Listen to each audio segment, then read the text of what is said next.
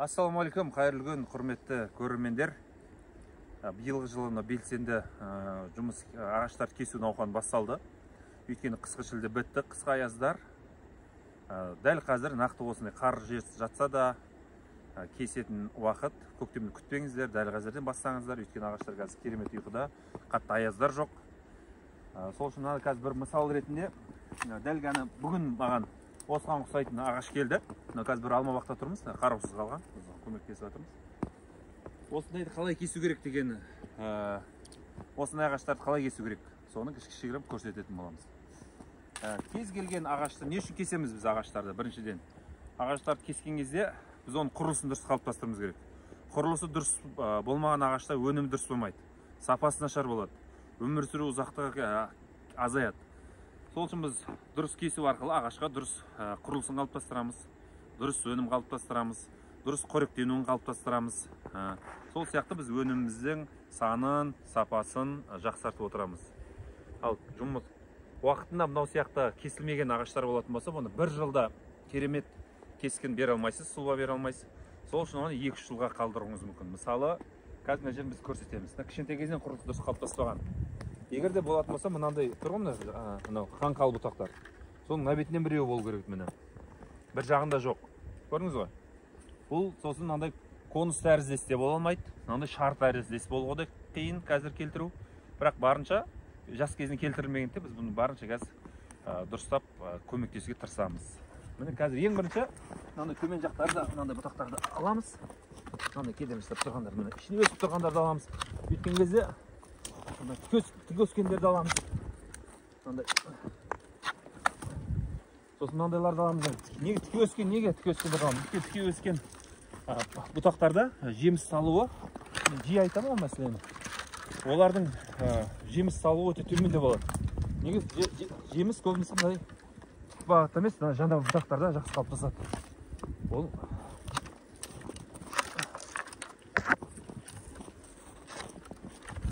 тікемін, ешқандай жаңа бұтақтар жоқ бұны. Негізі су бұтақтары деп айтады.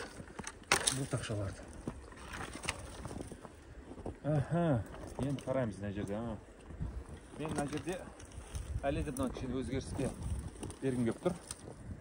Мынаны былай істейік. Мына жерін алайық. Енді мына бұтақ былай өсетін болады да. Мынау сияқты қалыптасатын болады. Қаңқалы бұтаққа жібереміз оны. Енді не істейміз? Мынау төбеге кетіп бара жатыр. Оны тоқтатамыз. Мәселен. Бүйтеміз, жанына қарап өстіргенбіз. Жанына қарап өстірген кезде бір-біріне кедергі жасамайды, күн сәулесі жақсы түседі. Сонымен арасы желді кіреді, мендерге де жақсы не болады. Егер күн сәулесі бүршіктерге дұрыс түспейтін болса, олар оянбайды. Жазды күн әсіресе күн сәулесінен бүршіктерге түсу керек. Бүршіктер күн сәулесі дұрыс түспейтін болса, ол бүршіктер оянбайды. Сосын жүреміз, бір жыл жеміс берді, келер жыл демалып жатыр деп айтамыз, бірақ ол біздің қателігімізден болады. Міне бір-біріне қатты конкурент, қатты бәсекелес. Оларды аламыз. Ішіне өскендерді аламыз. Өсіп бар жатыр, керек емес. Мыналарды аламыз. Астында мынау. Мынаны да апсай салып, бұл да керек емес. Сосын айыры болып барады, аламыз. Мына тік өсіп бар жатыр, аламыз.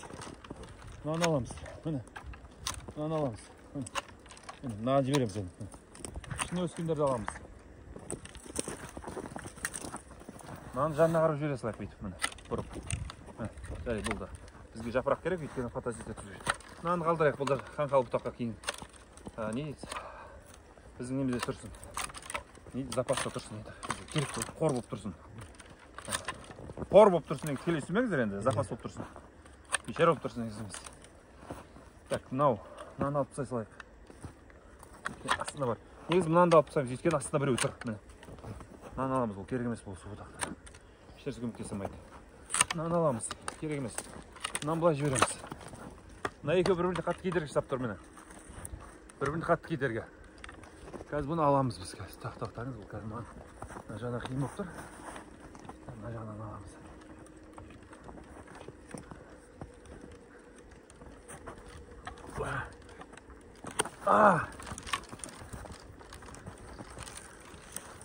Қазір болды бір кесу. Енді аямай кесу керек, амал жоқ. Өйткені бүршік атқан, бүршік шығып тұрған бәрін сақтап қалуыңыз шарт емес. Өйткені құрбан етесіз. Өйткені сізге сапалы да жақсы алмалар керек. Оңысы келер жылға да бұларға қоректен сақталу керек бойындағы энергияда. Болмаса келер жыл ұйықтады деген әңгіме шығады болмаса. Міне қазір кішкене біршама ашылып қалды. Бір-біріне. Міне қараңыздар қандай болады.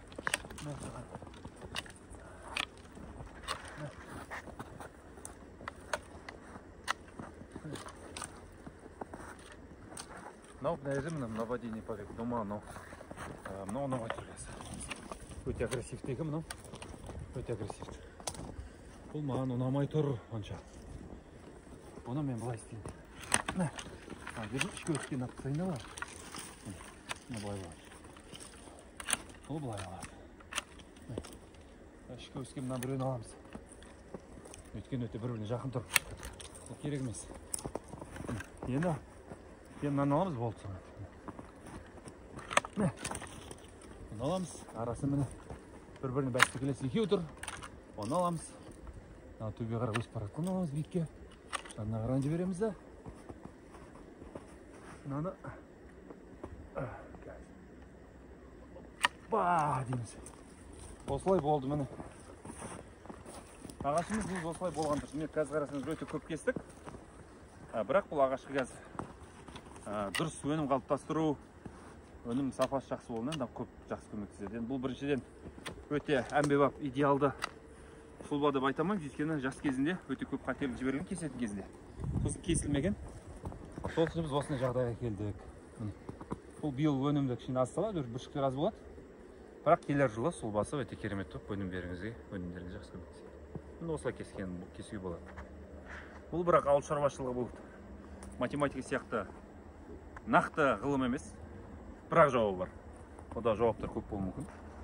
Сол үшін де бұл 100% дұрыс деп айта алмаймын. Мүмкін сіз одан да жақсы білетін шығарсыз деген сияқты. Бірақ бұл мейлінше өсімдікке, ағашқа пайдасы тиетін, күн сәулесі дұрыс түсетін, арасында жел өтетін, аурулар аз түсетін және жемістері сапалы да, аз болса да сапалы болатын сұлбаның түрі.